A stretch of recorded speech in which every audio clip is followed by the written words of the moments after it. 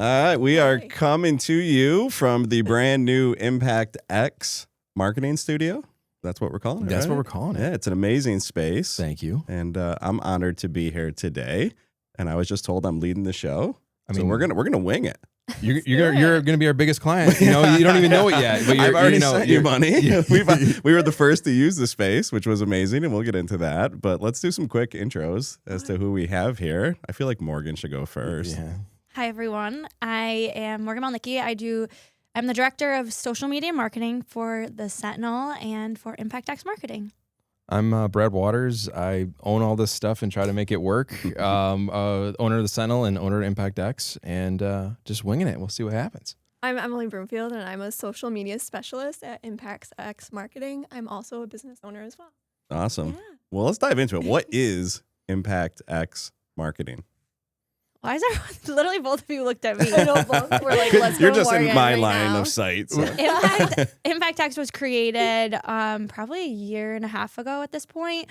Just knowing that being in the media space, obviously with Sentinel Media and the Daily Sentinel as our main product, we were getting so many inquiries for other sources of advertising. So our account executives would come in and be like, this account needs social media, or this account needs a new website. And it just wasn't happening that people in the community were coming to a newspaper to ask for those products. And that's kind of where we took it and ran with it. We were already getting the leads coming in. So like, how can we use that to our advantage? Basically, I started taking on individual social media clients through the Sentinel. And then Brad and I had a discussion that we really thought the Impact X, just with its initial growth, could be its own business and take on not only social media clients, but that whole digital package. And here we are in Impact X Studios. Yeah, it's just a different vibe. When you think of the legacy paper, even though we're digital, we've been doing websites for like 15 years. It's just hard for people that when you've been around for 160 years to change what the Sentinel is, and which is fine, which is great because legacy is good, but it really needed a different brand and a different vibe and its own home. And it's been fun to find this place at the Landmark building and already built as radio station studios back in the day. So you shut that door, you can't hear anything that's going on the outside. So it was everything kind of aligned, and here we are trying to keep up. Yeah, let's give the listeners kind of a tour as to what you have going on here in this space. Yeah, so we have 2 dedicated podcast studios. Each wall, if you cut to Morgan, each wall, there's one wall there, and we can do different hangs, and we can change the background. We have a TV.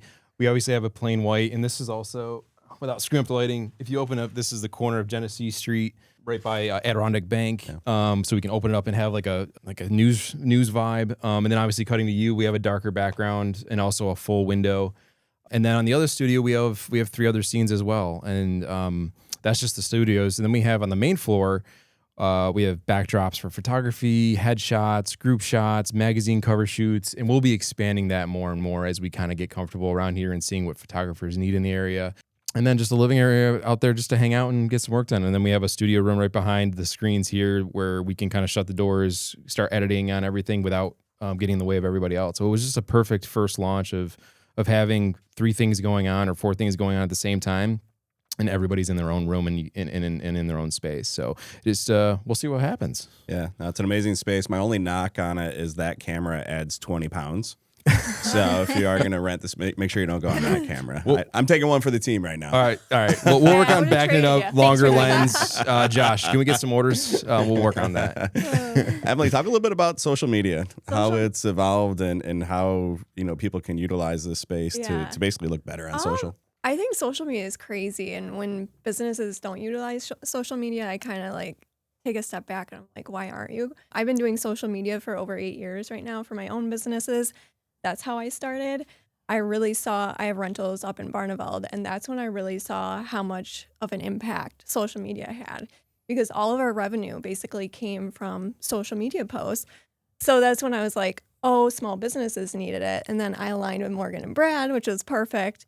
And we all kind of got together, and it was the perfect amount of people same like mind. And I know I'm kind of like on the spot right now. This is my first official podcast. But Yeah, I know, yeah. fancy. Yeah. I feel honored. And she didn't even know it. I know, right? I didn't even. I You got just like got 30 blown- seconds notice. Yeah, 30 You seconds. did jump right in though. Yeah, jump right in. That's And perfect. You absolutely nailed it, because like on the social side, it's the searches on social are almost to, or if not surpassed in certain areas, the searches on Google, and Yeah. a lot of companies aren't realizing that yet. So it's when people are looking for a coffee shop, it's not what's near me on Google anymore. It's going to TikTok, Yeah. you know, Yeah. and so you have to. That's like your first interview now. Like if you don't set a good vibe on social, then they're going to try to find the next one. Yeah. And that's why the delivery of what you're doing on social is your personality. We're even telling CEOs to get up on it, because it's almost the interview has switched. So the first interview usually was in a room like this. You sit across from the executive and then you chat.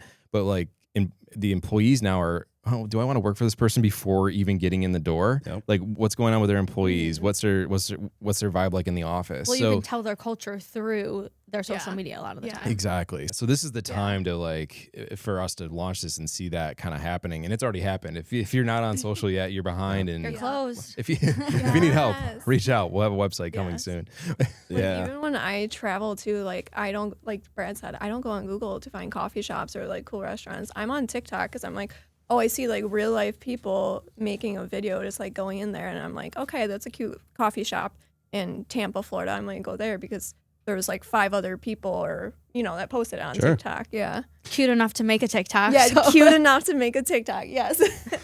So, it's a wild time in the business world, and we're shifting from, it used to be the corporate brand that people looked to and trusted, and that is diminishing at rapid speed. And now people are the new brand. And so we were talking about this off camera, but when we use the word influencer, we immediately think of like huge names, right? The Joe Rogans of the world. But if you have an audience of a few hundred, right, or even 1,000, and you become a thought leader in that space, you are influencing those people and their potential buying decisions. So how do you get people to A, understand that, and then B, where do they start?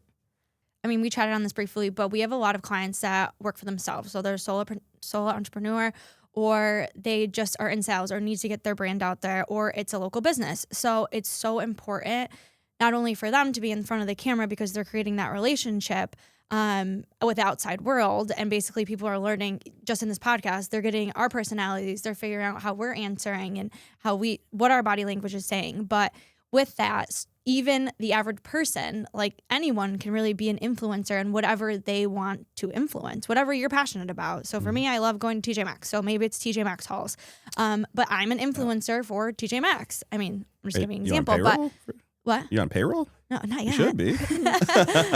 No, but it's so important. And whatever you want to like basically post about, or whatever you're passionate about, or whatever your business is, you can really be an influencer in that space. I know we were talking toward you, Scott, like wherever you're going, people are following you, and it's nothing to do with insurance. You know what I mean? Right. But it's all these other events or things that are happening in the community, and you're seen as an influencer in that space. Yeah, it's funny. I often say that insurance agent is what I do, but it's not who I am. Yeah. And I think that's the big mistake that a lot of businesses make is in the past, historically with advertising, it's, what we're offering. And, now it's, this is who I am, right? Mm-hmm. I'm a husband, I'm a father, I'm a sports fan. Relatable.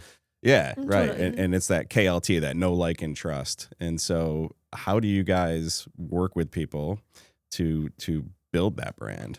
I think sorry, I'm taking this one because it's so important. We work with clients that do not want to be on camera, do not want to be on video, like don't want to be in front of the presence of the community. But people, like I said, are creating that relationship with you.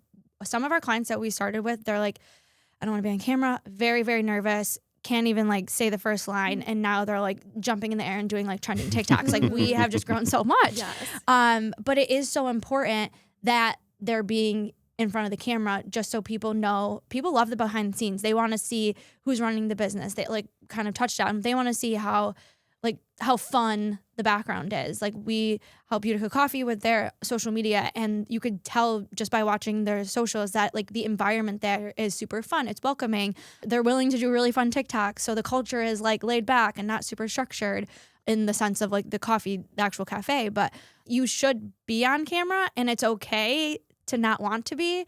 And that's kind of why we're here. If you are shy or don't want to be in front of camera, we kind of start from the beginning and work your way up. Something is better than nothing. Yeah. And like just posting is having any presence is just a must right now. Yeah. And how do you go viral? No one actually knows. Yeah, Mr. Beast might have figured out the model, but he's one of the few. Sure. And actually what he just posted was a 10-year video that he scheduled 10 years ago, predicting what he would do. And it's really kind of cool to see about how he just needed to grind. And he was hoping to have 1 million subs in 10 years. And now he has 500 million, so it's just posting, having a presence is our number one goal. What comes out of it is how we tweak going forward, making you comfortable in front of the camera, making sure there's static posts, carousels, different kinds of vibes, educational and selling posts. So like there's all this stuff that goes into it, but you have to do it. You can't just throw up on it and just do it all at once. It is a process. It is a building block. And the team will build out scripts for them and learn about every single business and what should be sold, what should be a selling TikTok, what should be an educational TikTok, and building that. The other trend that I'm seeing more now is you can't just have one line or one brand, especially when you're a bigger company, because everybody wants a specialist in whatever you're looking for. So if you're in commercial furniture and a company's looking for glass walls, you better have a specialist line of glass walls on your site, or a special handle or TikTok that follows just like glass walls, because everybody wants a specialist in whatever they're looking for. It's not just a broad scope anymore. And that's where sub brands are becoming so important in whatever they're doing. And we're kind of helping guide that. And financial advisors have an incredible breadth of knowledge in different areas. Sure. And so, so what do you want to specialize now? And then what other channels can we create? So when they come in through trending or hashtags or whatever it may be, that portion will come up, and then they'll find you. So those are the two things that we're working with mostly. And this allowed us to have an entry point, because you have to have a good website and good social. Everything else is scaled from there. If you don't have those two things, we got to start there. You got to have somewhere to send people, and then you got to start working on the social side. And what's amazing about this space and what you guys are doing is in business, you need time, interest, and knowledge. And so many business owners are great at what they do, but they don't have the time, interest, and knowledge for stuff like this, which is so important because they're falling behind to others that are in this space. We hear it every day. Yeah. I mean, it's from a social media standpoint, right? So we talked about getting started. How do you build an audience, right? Because it's one thing to put something out there, but if no one sees it, like where do people start?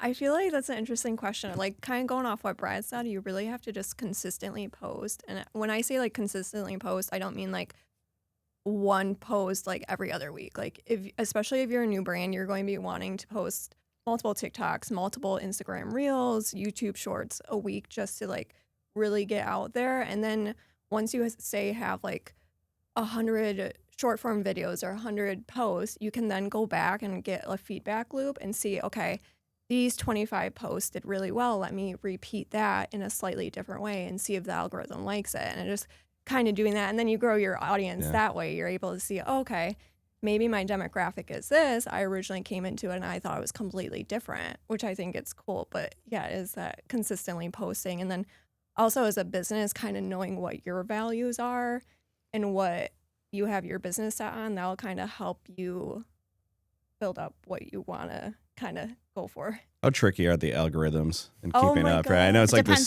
secret society. They always change though. Like 2 weeks from now, it'll be completely different from today. Or like trends too. It's like wild. Like there'll be like a Taylor Swift that is trending right now because her new album's out. But like probably like 2 weeks from now, it'll be something else. We'll have to like call clients. We're like, we have to come today. Like we need to get this trend like right now, or else it's gonna be late. So in what capacity do you work with people, right? I mean, is it full service? Is it bits and pieces? Is it everything in between? Being a small business owner, we're all small business owners. We understand what they're going through, and especially Impact X, and especially the legacy of the paper.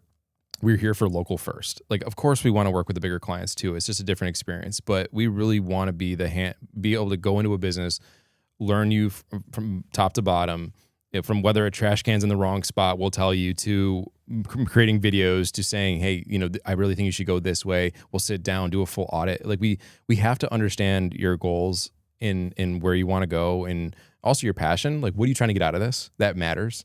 It varies from company to company. So we are a full service shop as well. We do anything from obviously the social, from scripting and shooting, website designs, e-commerce, Google buys, geotech, like all that stuff. We really can have a full suite. We definitely specialize right now because it's such a need in the social space, but we have the arms of the Sentinel too, which and teams around the country that can do very, very cheap buys, where we have a seat at Google. So our rates are very competitive, even though we're small, just based on our connections. So awesome. It really is a full encompassing marketing suite. But with that, like, we just did a shoot yesterday, and it was just branding shoot and just headshots for a company. They have someone that runs their social media, but it was just like, hey, we need an outside view for fresh new photos for our website and new headshots for our staff. Yeah, and that's the you best. might not think of us for that, but like that's where we come in, and it was great because I'm very I'm very particular. So your hair's in the right place. Are you smiling? Is it your best angle? Like, do we have the colors coordinated? Is everyone split evenly in like photos and stuff like that? Like all those little things that like I would hope a business owner would see. Like we have basically someone like overseeing it to make sure that that's all covered. And that's why we built this shop as the way we did. So if you don't have on-site options, we'll come in. We have backdrops that we can do. We can do knockouts. We can do voiceovers. And that's kind of why start a podcast if you want, or because really podcasts are like that angle to get the short form stuff. Yeah. Right. We might talk for an hour here, but what we're looking for is some short clips that eventually you'll see on some social later. Of that's what the growing part is. So it's really just an all-in-one. I feel like that's going to be a short. Probably. Right yeah, probably. But let's talk about podcasting. And I'm going to maybe go down a slippery slope here, right? Because we're building the Love Living Local 315 podcast. But part of that vision is to build the model and then help people in other communities across the country do the same. But one of the barriers to entry with podcasting is, you don't have this, right? And well, lucky for you. Yeah, here we are. But no, I mean, like I'll listen to the first 30 seconds of a podcast, and if it's echoey or you can't hear people, like I'll bail on it. And so it's one thing to start, which is kudos to you for doing it. But I would say, to do it right. And this gives everyone, it removes that barrier to entry. Then they can come in here, rent this space, and have a professional looking, more professional than Joe Rogan, right? And we have all different furniture. So like this, obviously we're sitting in for 4 people, but we have different vibes. We have a higher top table with like roller chairs. Like we can kind of switch it out based on what they want their like mood or theme to be. I won't lie, like content matters. Yeah. That's first and foremost. Like being passionate and having good content is number one. But number two, kind of echoing what you're saying, is not having to worry about the lighting or audio coming through clear, because a listener will hang on longer if they don't have to have all these other feedback or interruptions kind of coming at them. And it's just like us doing the social for you. You're passionate about something, you want to talk about it. You don't have to become an audio engineer. You don't have to become a photographer or a videographer. Don't worry about that. Just come in, and you don't have to do any learning.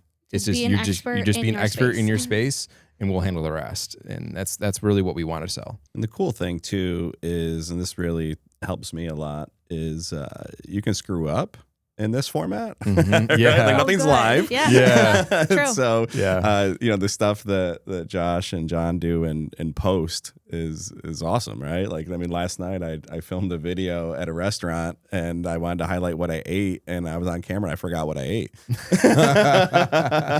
So, my wife had to tell me, and then I said it, and then Spina made it look all good in post. So, talk a little bit about the team. And talk a little bit about what the different, I guess we've talked about services, but what that can look like in a specialized manner.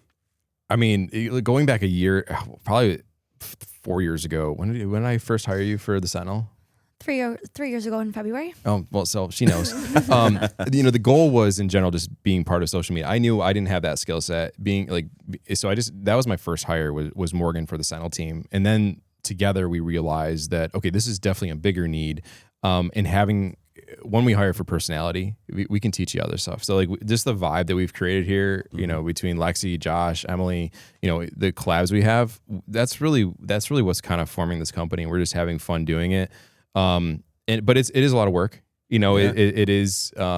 Yeah, I don't even want to. I'm glad Morgan isn't hourly. I don't even want to know what that bill would be. But it really is just that team of finding people that are fun at a shoot, because our job is to make the client feel relaxed, Exactly. and enjoy the shoot. And even though the first shoot is usually sometimes a throwout, it's still fun and it still like opens it. So it's really about hiring people that love what they do, which the team absolutely does, having a great personality, and just enjoying helping small businesses. And we're all small business owners, so we they don't have to sell us what it's like to be in their shoes. We know it. Yep. Even this grew as a small business, and it still is growing. And so it's just fun to relay that to them.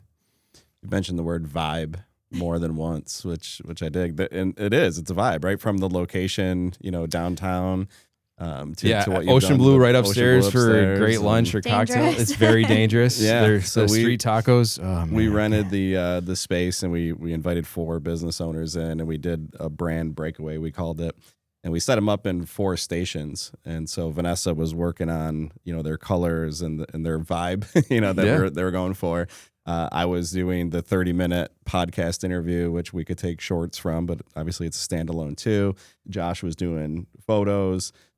Jay was doing shorts on videos. And so then we went upstairs for lunch, and you guys should get kickbacks for that, because that's not a cheap lunch. But you know, we intentionally brought people in from outside the area, and the feedback, you know, was incredible. I haven't even shared that with you guys yet, but the feedback live was incredible. testimonial. Yeah, Hey, really. we'll take it. And Clip it. and even since, you know, 2-3 weeks since that's gone by, you've done so much more with the space. So I guess what's the, I don't want to say long term, because I don't even know what long term is in 2025, 6. You know, long term's like 2 weeks now. Yeah. But what's the long term vision for this? I think we got to a point where we can have people come in and having them start guiding, right? You can only go so far with furniture and backdrops and even photography backdrops until you start having people come in, seeing the space. You know, what do you need to work with us? Also, independent photographers or videographers, what do you need in the area? And I think that's why I love our location being in downtown Utica. Mm-hmm. It's very easy to get to. We're in a quiet section, and I think, you know, we're to the next stage. We're happy where we got to. We're functioning, but we are going to need more talent. I think the studio can operate as a standalone company as well in the podcast space. I think there's enough out there where the studio is going to be on its own, but then the social side is we are going to need more staff. We know the help is needed out there, and eventually I'd love to, if we can move this into another town and just recreate this. This is definitely like a test kitchen in a way. Yeah. It's big enough where it can still make good money, because you have to have multiple rooms. It has to be big enough to do that. You can't run off of one little spot. But yeah, I think we're just kind of going, you know, we talked about what's cool about this job though, is it applies to so many things. So like, if being an entrepreneur, there's something that we're working on, this company fits perfectly into the growth of the other company. Yeah. And so that being a part of building websites and social media, you know, what's needed in whatever we do next. Yeah. And so we kind of build our own background, our own support system by creating this company as well. Yeah, it's genius. It's good, deep. This is a big topic. Oh boy! So let's wait. Morgan got to preview these questions. I didn't get a list. This isn't on the sheet. So one thing you have to learn about me is I ask the first question and I just make notes. The rest, I don't think I've read any of the questions. Wait, the conversation went well. Yeah, I do want to get into AI. Okay. Right? Oh. Because this is something that, you know, is coming in like a freight train. It's evolving quicker than I think the average person could even comprehend. Yep. Where we were 3 years ago to where we are now to where we're going to be 3 months from now is like 100x, right? And so I think we've all spoken to AI bots without knowing it. Right. And to the point where I actually got a voicemail from someone claiming to know me She did, but I'll get there. But I forgot, right? And I thought it was like an AI bot, and I'm like, I'm not falling for this. And then at least you were ready. yeah, so, well, I've fallen for a few, right? So a mutual friend's like, hey, so-and-so was trying to get a hold of me. I'm like, oh, that was really her? I should probably call her back. I thought she was asking for $10,000. But that, to the point is it's very real. The voices are real. The looks are real. Yep. Like the content creator, like all of us here, right? What is our role in the future when, frankly, the machine can do it just as well or better in a lot of ways? So I'm facing this on the newspaper side too. Yeah. And just like the one thing that AI can't do is real organic yet, right? So like it could probably put together a podcast with some voices and stuff like that, but it wouldn't be in the store that you're trying to actually sell. And so I think what we're trying to create and why we're doing actual on-site shooting, there are some clients that we don't need to go on-site for, and there are things that we can AI or at least have an AI process for in development. But when it comes to like video and being organic like this and having a real conversation and be able to sell that, that's really what we're trying to concentrate on, because we're not like a global marketing firm. We're not the middleman. We're actually creating content. And I know there almost needs to be a different word now, because I know AI can create content, but real world on-site content, it can't do. And I think that's what we're trying to separate ourselves for. Even in the newspaper side, when we're there, we're like, we talked to the person, and we're trying to figure out in coding how to protect our content so it's not scraped. And the more and more scraping that's happening, or the more that we align together in the newspaper industry and blocking bots, the more that they'll start having to paying to get access to organic content. So the more that we can protect organic content, the better we'll be able to fight against bots in AI world. So maybe that's too deep, but that's kind of that's really why I go to conferences and we're learning about what to put in code. So when a bot sees it, it knows it can't use it. Yeah. And so there's just some of the things we're trying to do to protect it. You guys want to chime in? Yeah, what do you guys Social think? media I'm world, curious. Emily. I think that we're like touching on what Brad said about like organic. We use AI a lot, just like to plan for shoots, to schedule it out, to make sure that if you want to be scripted, it's scripted. If you want questions asked, we are asking specific questions, like just for the organization of it all. Yes, I think it helps. I don't know that it's taking over our job tomorrow, because the clients that we work with still need social media, whether it's us doing it, AI doing it. Like half of them, I don't know that they would be able to do it fully, but like someone has to be doing it. Yeah. So I don't know that they would necessarily all look into that process to replace what we're already doing, if that makes sense. And I think the visual side is what's going to protect the truth more, because the audio side can be tricked. And I think that's where video and why we're trying to use video as much as possible, because it is harder to fake video. I mean, it's out there, but you can trust video more than you can trust anything else. Words faked, audio can be faked. A lot of that can be faked. So what can we do to make it as real as possible? So someone's like, yeah, someone's actually in that seat talking. And as we've seen on video, it is possible. But what can we do to make it as real and as personable as possible? Yeah. This is like off the cuff, but have you guys seen that rabbit video on the trampoline? No. That was going viral. Okay, Lexi's seen it. The young there's girl. This the young crew. Okay, so there's this reel that was going viral on Instagram. It was a bunch of bunnies like jumping on a trampoline, and people all thought it was real. And then a bear version came out, and everyone realized that it was AI, but it looked so realistic until you started really looking, and you saw like some like bunnies disappear like mid jump. So I think that's where like AI can like trick you, but then you'll start realizing these like little like mess ups. I think with that, like along the same lines is now I see so many like AI like Facebook captions and statuses, and I'm like, I'm not even reading any of this because you didn't write a single. You didn't even do it. So it'll get to the point where we're so tired of it that it almost will reverse itself. Exactly. We'll go back to like we need to be back to the organic person. Yeah, that's kind of the same thing. That's my prediction. And again, not to get too deep, but the human brain and soul hasn't evolved that much in thousands of years, and we still want to be seen and heard and loved and made to feel special. And when I'm confused or excited or down, like I want to talk to a human.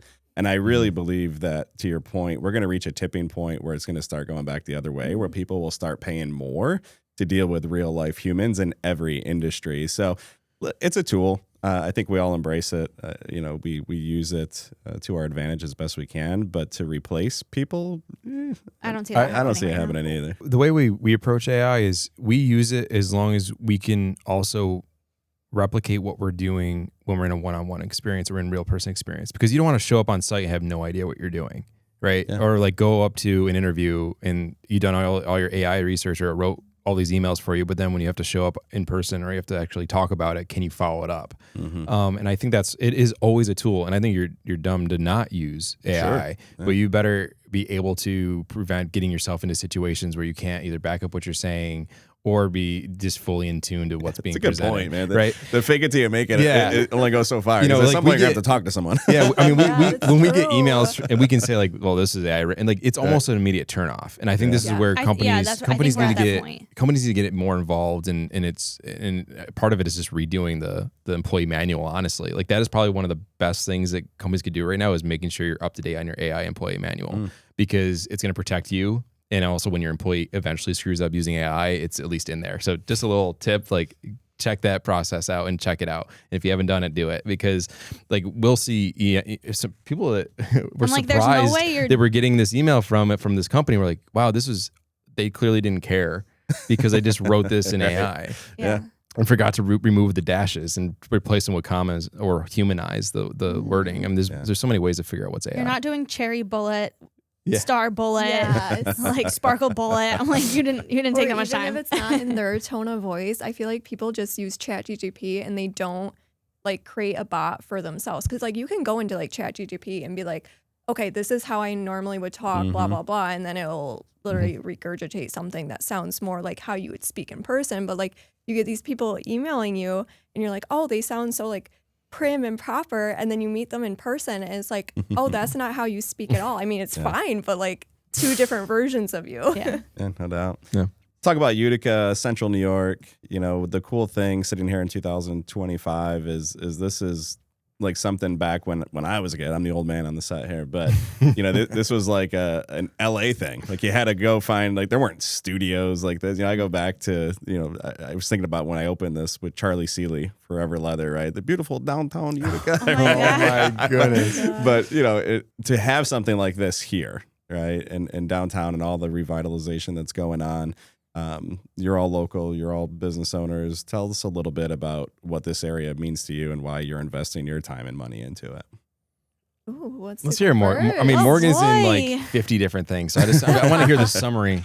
I think, well, first of all, I love being in the Utica area in general. I'm a huge advocate for our area, as most people know, and I'm very involved in this community. I also have a brand all around Utica, products and accessories and all the things.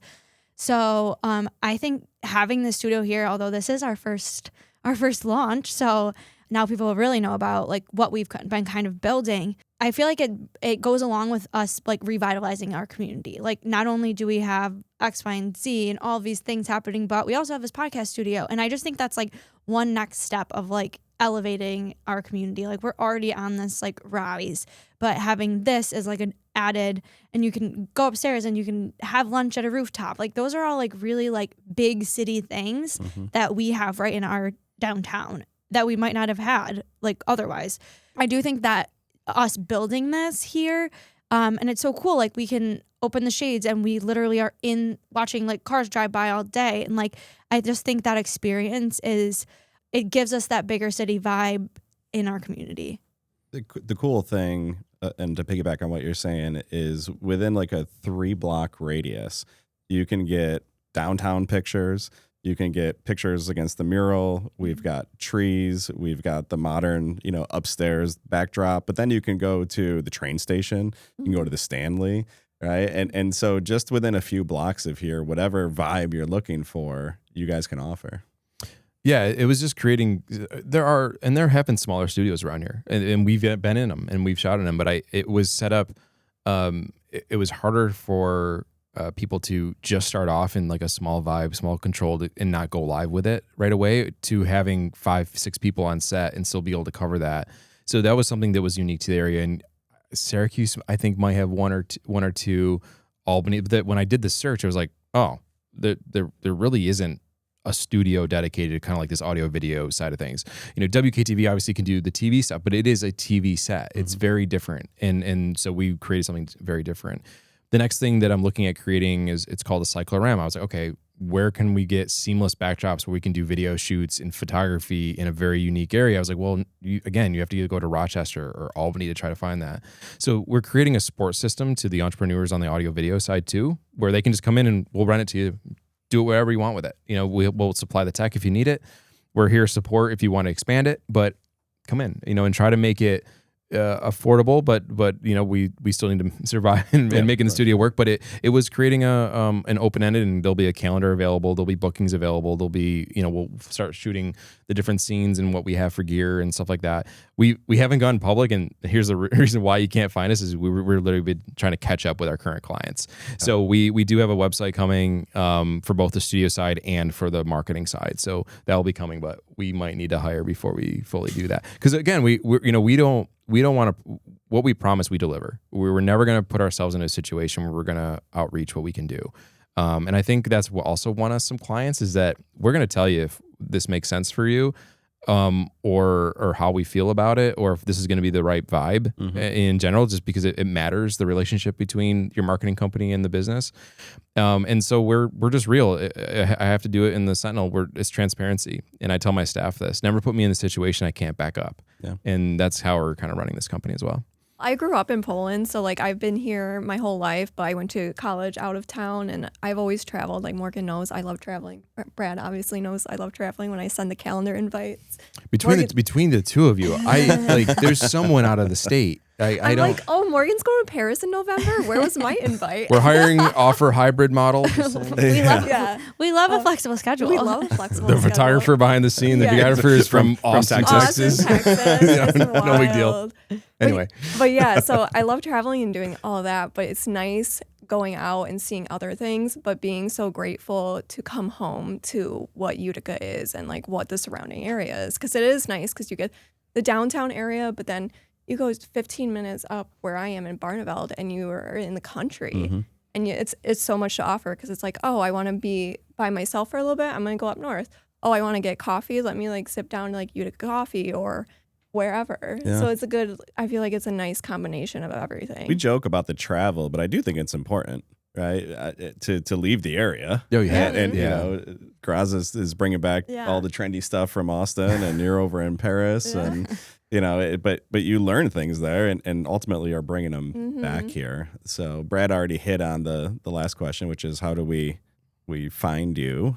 You can't. It's underground right now, but it sounds like they're hiring. And if you want, we talk about office culture. We're always hiring, and a cool place to work. And I do a lot of career days at high schools, and every kid just about wants to be a content creator. Right? This is the new is everyone wants to get into this space. So if you're young and you're hungry and you're looking to learn from some of the best, there truly is an opportunity here. So send in your. Yeah, I think to add to that, when we get Josh to move back here, because he will. Yeah, it doesn't matter. We what we want to do is we do want to work with the colleges more. I think I've talked to the presidents already about building a curriculum around social media marketing in general, because it is going to be it is a boom. It is something that has to be in the curriculum now, but they usually lag. So we want to open up the studio also for learning opportunities to bring, whether it's interns in or having an offsite educational aspect where you can show you, hey, this is how you run small audio video stuff. Because unless you're in broadcasting, you really don't get that taste.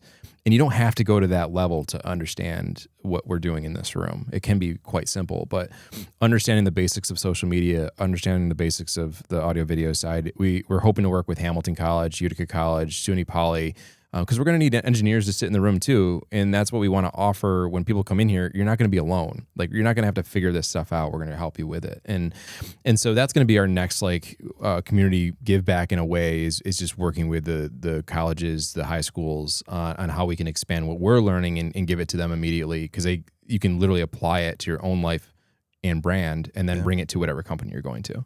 It's awesome. So, well, Morgan, Brad, Emily, Impact X Marketing Studios. And Lexi, Graz, Sabina. Graz. Yeah, Everybody. We got a lot of people in this room. Hey. Yeah. This has been an absolute pleasure. And personally, I'm excited to utilize the space for our podcast. It is that vibe we're looking for. Jay and I were looking at how to build something like this out, and it's not cheap. So that's the first thing. It's a very expensive room. Yeah, back that time, Brad interest, knows. knowledge, and money piece. And then he introduced me to Brad, and I'm like, holy cow, this is exactly what we want. Let's just rent here. Perfect. And so, yeah, so That's we're excited to be here as Well, well. welcome So, home. Yeah, thank you.